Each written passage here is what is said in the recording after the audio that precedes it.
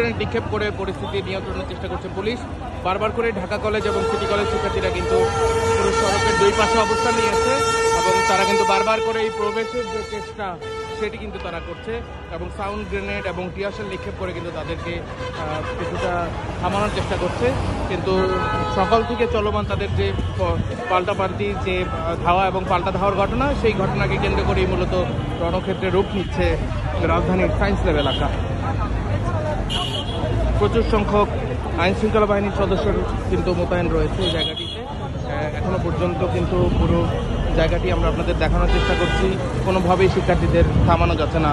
দুই পক্ষই কিন্তু তারা একেবারেই কড়াকড়ি অবস্থায় রয়েছে। তাদেরকে বারবার করে পেছানোর চেষ্টা করা হলেও তারা কিন্তু আবারও বাইরে বের হয়ে আসছে।